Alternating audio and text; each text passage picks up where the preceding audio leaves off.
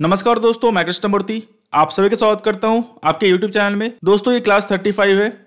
यहां पे मैं आपको बताने वाला हूं फ्यूचर प्राइसिंग कैसे डिसाइड होता है और कैसे जो इसको कैलकुलेट करते हैं। अगर आप लोगों ने अभी तक टेलीग्राम चैनल सब्सक्राइब नहीं किया है कृष्णमूर्ति ऑफिशियल के नाम से, तो आप सब्सक्राइब कर लो। जो भी NISM के रिगार्डिंग इन्फॉर्मेटिव इन्फॉर्मेशन होती है मैं वहाँ पोस्ट करता रहता हूँ, आपको हेल्प हो जाएगी। यहाँ पे जो है फ्यूचर प्राइसिंग जो है वो डिपेंड करता है characteristic of underlying assets. Underlying assets का कैरेक्टरिस्टिक कैसा है, कोई जो है सिंगल वे नहीं है फ्यूचर कॉन्ट्रैक्ट को प्राइस करने का। ये सब डिपेंड करता है डिमांड एंड सप्लाई के ऊपर। अंडरलाइंग कैरेक्टरिस्टिक कैसा है अंडरलाइंग का, उसके ऊपर कैश फ्लो पैटर्न कैसा है उसके ऊपर। दो मॉडल मेनली यूज होते हैं, कॉस्ट एंड कैरी मॉडल और expectation model of future pricing. दोनों के बारे में डिस्कस करेंगे। पहले जानते हैं कॉस्ट एंड कैरी मॉडल होता क्या है और इसको जो है कैसे कैलकुलेट करते हैं। सिंपल, इसको जो है नो आर्बिट्राज मॉडल भी बोलते हैं कॉस्ट एंड कैरी मॉडल को। तो यहाँ से आपको 1 मार्क का सवाल आ सकता है कि नो आर्बिट्राज मॉडल किसको बोलते हैं, आपको कॉस्ट एंड कैरी मॉडल को, एक्सपेक्टेशन मॉडल को, और वो दो एग्जांपल देंगे आपको बस ध्यान रखना है, सटीक आपको आंसर देना है। नो आर्बिट्राज मॉडल जो है कॉस्ट एंड कैरी मॉडल को बोलते हैं। अब आते हैं नेक्स्ट स्लाइड पे। यहाँ पे देख लो आर्बिट्राज होता क्या है। आर्बिट्राज का मतलब होता है कि सेम एसेट्स, मान लो SBI है या फिर मान लो गोल्ड है या फिर मान लो सिल्वर है, अगर मान लो वो दो मार्केट में डिफरेंट प्राइस पे ट्रेड कर रहा है, तो ट्रेडर क्या करेगा, एक मार्केट में बाई कर लेगा, दूसरे मार्केट में सेल कर देगा, और जब प्राइस उसका सेम होगा तो जो प्राइस डिफरेंस है उसका वो प्रॉफिट कर लेगा। मैं एग्जांपल बताता हूँ आपको आर्बिट्राज होता क्या है, समझ जाओगे। यहाँ से भी आपको 1 मार्क का सवाल आएगा। ध्यान रखना कि आर्बिट्राज किस किस में हो सकता है, इक्विटी में, गोल्ड में, सिल्वर में, कमोडिटीज में, आपको क्या बोलते हैं अदर एसेट्स में।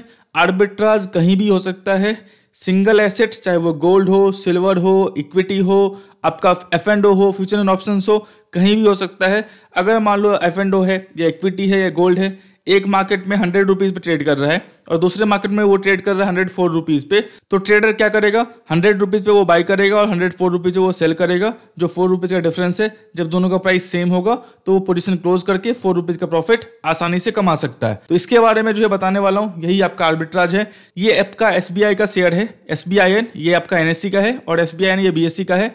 दोनों में प्राइस डिफरेंस देख लो, 561.70, 561.65, दोनों में ऑलमोस्ट 5 पैसे का डिफरेंस है, कोई ज्यादा का डिफरेंस नहीं है। तो यहाँ पे आपको ज्यादा अपॉर्चुनिटी नहीं मिल रही। MRF देखते हैं। MRF ये आपका NSE का है और ये आपका BSE का है। NSE पे ट्रेड कर रहा है 86,715 पे और BSE पे ट्रेड कर रहा है 86,925 पे। एक फॉर्मूला याद रखना, profit equal to selling price minus buying price. सब जो है प्रॉफिट के लिए ही काम करते हैं कि सबका प्रॉफिट हो, तो ये चीज ध्यान रख लेना, selling price minus buying price. मैंने क्या बोला था, यहाँ पे आर्बिट्राज जो है हो सकती है। यहाँ पे मैं एग्जांपल लेता हूँ 10 क्वांटिटी से ही। यहाँ पे ट्रेडर क्या करेगा, यहाँ पे MRF NSE बाई करेगा और BSE पे सेल करेगा।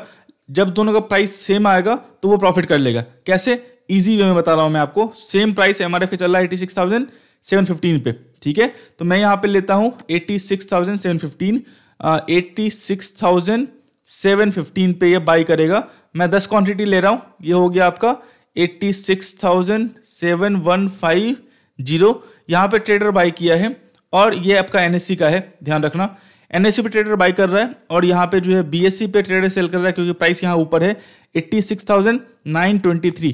तो यहाँ पे जो है प्राइस है आपका 86,923 इंटू 10, तो ये हो गया आपका 86,9230। यहाँ पे क्या कर रहा है, ट्रेडर सेल कर रहा है सेम चीज को BSE पे, सेम डे कर रहा है। ये यहाँ पे बाई किया, यहाँ पे सेल किया। अब क्या होगा, मान लो जब मार्केट क्लोज होता है, मार्केट क्लोज कब होता है 3:30 PM को, इस दोनों का प्राइस सेम हो गया। मतलब जो प्राइस है आपका MRF का वो दोनों सेम हो गया, NSE पे भी और BSE पे भी जो है दोनों सेम प्राइस का हो गया। तो ट्रेडर यहाँ पे क्या करेगा, इजी मनी बना सकता है। यहाँ पे देख लो डिफरेंस कितना आ रहा है दोनों के प्रॉफिट में। यहाँ पे जो है आप देख लो 86,923 माइनस 86,715।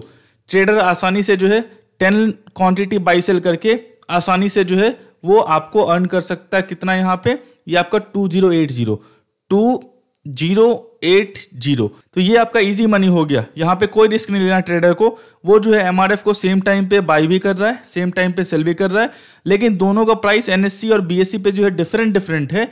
तो इसका फायदा उठा के जो है वो यहाँ पे प्रॉफिट अर्न कर रहा है। तो ये जो है एक्सचेंज नहीं चाहती मार्केट जो एफिशिएंटली वर्क करे। अगर आप रिस्क ले रहे हो तो आपको रिवॉर्ड मिले, अगर आपको रिवॉर्ड चाहिए तो आपको रिस्क लेना पड़ेगा। सिंपल। तो इसको बोलते हैं आर्बिट्राज। सेम एसेट है आपका, ध्यान रखना, सेम एसेट है एमआरएफ। ये गोल्ड हो सकता है, सिल्वर हो सकता है, इक्विटी हो सकता है, एफएनडो हो सकता है, कुछ भी हो सकता है। यहाँ पे प्राइस देखो, यहाँ पे जो प्राइस है आपका एनएससी पे और बीएससी पे वो मिस प्राइस है। मिस प्राइस मतलब दोनों प्राइस जो है सेम नहीं है आपका। तो इसी का फायदा उठा के जो है ट्रेडर यहाँ पे आर्बिट्राज करता है और यहाँ पे प्रॉफिट करता है। इसी को बोलते हैं आर्बिट्राज। तो आर्बिट्राज समझ गए। यहाँ पे देखो, opportunity to make money in the market due to mispricing. बता दिया मिस प्राइसिंग होता क्या है। In the asset price and its replicas. Replicas का मतलब क्या होगा? रेप्लिकाज का मतलब हो गया एमआरएफ। एमआरएफ टायर बनाती है। अगर मान लो एमआरएफ के रिलेटेड कंपनी कोई है और उसी मार्केट कैप की कोई कंपनी है तो वो उसकी रेप्लिका हो गई। मतलब अगर मान लो कुछ न्यूज़ आता है तो एमआरएफ टायर बनाने वाली कंपनी है और मान लो उतनी बड़ी कंपनी है तो वहाँ पे भी इम्पैक्ट होगा। मान लो एचडीएफसी बैंक है तो एचडीएफसी बैंक का रेप्लिका क्या होगा?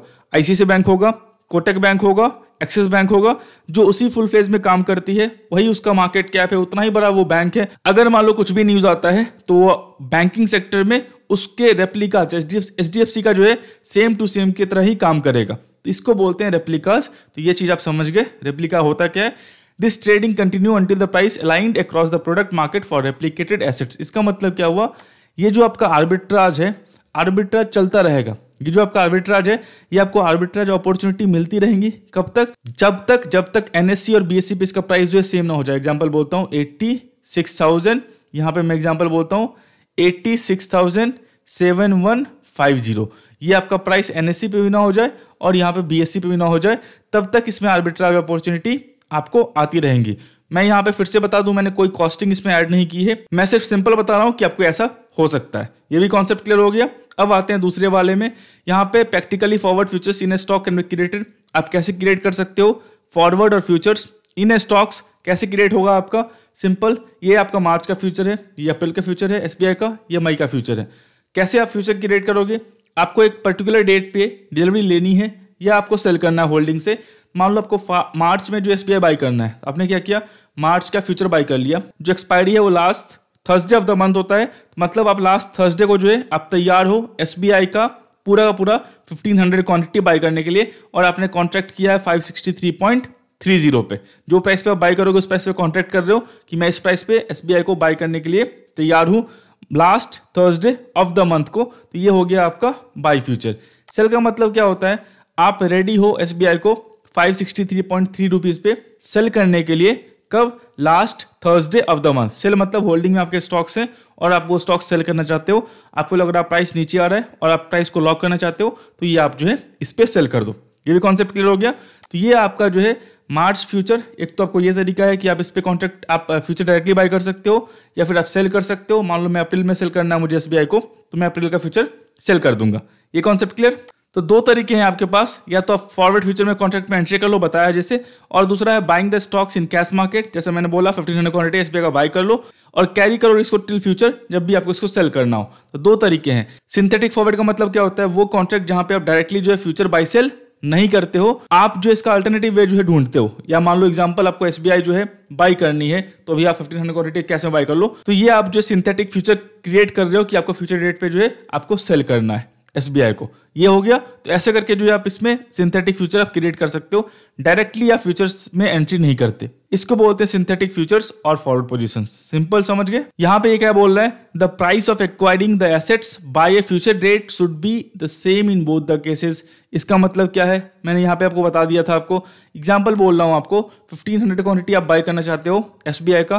कितना प्राइस लग रहा है आपको? 8,42,550 रुपीज। एक चीज ध्यान रखना, एसबीआई का प्राइस चल रहा है आपको देखो यहाँ पे एनएससी पे 561.70, और यहाँ पे चल रहा है मार्च का फ्यूचर आपको चल रहा है 563.30, और यहाँ पे आपको अप्रैल का फ्यूचर चल रहा है यहाँ पे आपको 566.55। ये प्राइस डिफरेंस इतना क्यों है? मैं बता रहा हूँ प्राइस डिफरेंस इतना क्यों है। मैं कैलकुलेटर ओपन कर ले रहा हूँ। सिंपल है, आपको 1 लॉट 1500 क्वांटिटी बाय करने में कितना प्राइस लग रहा था? 8,42,000 रुपीज। ठीक है। अगर मान लो आपको 1500 क्वांटिटी बाई करना है अभी के अभी, तो आपको 8,42,000 रुपीज़ पे करना पड़ेगा। नहीं सर जी, मैं फ्यूचर मतलब मैं मार्च का फ्यूचर बाई करता हूँ, मैं जो है पूरे पैसे पे करूंगा last Thursday of the month को। तो सिंपल है, तो यहाँ पे मान लो एग्जांपल बोलता हूँ 5% का इंटरेस्ट रेट है, तो इसको मैं 5% के हिसाब से कैलकुलेट करता हूँ। ये हो रहा है 42,100 रुपीज़। ये आपका मंथली इंटरेस्ट आ रहा है आपको 3508, मतलब 3500 रुपीज़ के आसपास। और यहाँ पे मैं डिवाइड कर रहा हूँ, कितना क्वांटिटी है एक लॉट में, 1500 क्वांटिटी है, तो यहाँ पे कितना आ रहा है 2.33। कॉन्सेप्ट क्लियर हुआ। प्लस यहाँ पे जो प्राइस चल रहा है आपका एसबीआई का, वो चल रहा है 561.70, 561.70, ये कितना हो गया 564.38। यहाँ पे देख लो एसबीआई मार्च का फ्यूचर का प्राइस जो है 563.30 है, ऑलमोस्ट 70 पैसे का डिफरेंस है, मतलब अप्रॉक्सीमेटली उतना है। तो यहाँ पे ये कहने का मतलब इसका ये है कि या आप तो कैश में बाई कर रहे हो वही क्वांटिटी, या फिर आप फ्यूचर डेट में बाई करोगे थोड़े पैसे मार्जिन पे करके, आपको जो कॉस्ट एक्वायर्ड करने का लग रहा है एसबीआई को या गोल्ड का या सिल्वर का किसी भी चीज को, वो सेम लग रहा है। तो कॉन्सेप्ट क्लियर हुआ।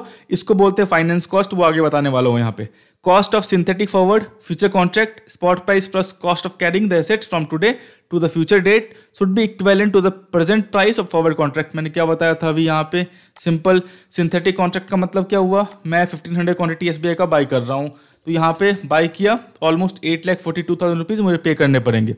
या तो आप ये बाई कर लो, अगर आप जो है इसको बाई करते हो तो आपका फॉरवर्ड में कॉन्ट्रैक्ट करना और इसका कॉन्ट्रैक्ट करना दोनों सेम है, क्योंकि यहाँ पे जब फॉरवर्ड आप बाई करोगे मार्च का, तो वहाँ पे जो इंटरेस्ट है, जो फाइनेंस कॉस्ट है 2 रुपीज़ समथिंग का, जो मैंने यहाँ बताया है आपको 2 रुपीज़ 33 पैसे का, जो आपको फाइनेंस कॉस्ट है वो आपको यहाँ पे ऑलरेडी एडेड है। तो यही यहाँ बताया गया है कि cost of synthetic forward futures, synthetic का मतलब है आप डायरेक्टली कॉन्ट्रैक्ट में एंट्री नहीं करते हो, आप डायरेक्टली फ्यूचर कॉन्ट्रैक्ट आप एंट्री नहीं करते हो, आप कोई दूसरा तरीका अपनाते हो उसी चीज़ को फ्यूचर डेट पे बाय और सेल करने का, उसको बोलते हैं सिंथेटिक। तो वहाँ पे जो कॉस्ट आने वाला है, स्पॉट प्राइस का मतलब होता है, स्पॉट प्राइस मतलब कैश प्राइस 561 रुपीज़, और यहाँ पे plus cost of carrying the assets from today to future date.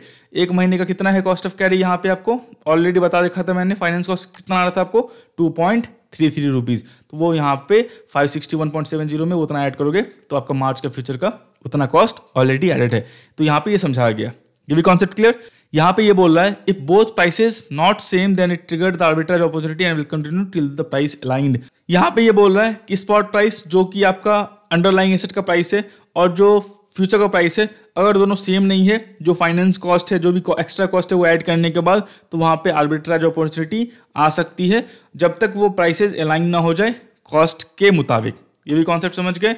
The cost of creating synthetic future operation is fair price of the future contract. Simple है, synthetic future का मतलब क्या हो गया, 1500 quantity आप बाय कर रहे हो तो इसका कॉस्ट सेम ही पड़ता है जो आप फ्यूचर कॉन्ट्रैक्ट को बाय करने के लिए लगाते हो, क्योंकि यहाँ पे फाइनेंस कॉस्ट एडेड है। तो ये भी कोई जो है यहाँ पे सेम चीज वही बताया गया है। फेयर प्राइस क्या होता है फ्यूचर कॉन्ट्रैक्ट का, ये सवाल आ सकता है आपसे, ध्यान रखना। Sum of spot price of underlying assets plus cost of carry of assets from today till delivery. Simple है, यहाँ पे क्या बताया था मैंने आपको, 561.70 पे चल रहा है एनएससी का प्राइस, और बोलेगा आपको 5% का इंटरेस्ट रेट है आपका। तो बताओ एक महीने का जो है फेयर प्राइस क्या रहने वाला है एसबीआई का मार्च फ्यूचर का, मैंने बता दिया आपको।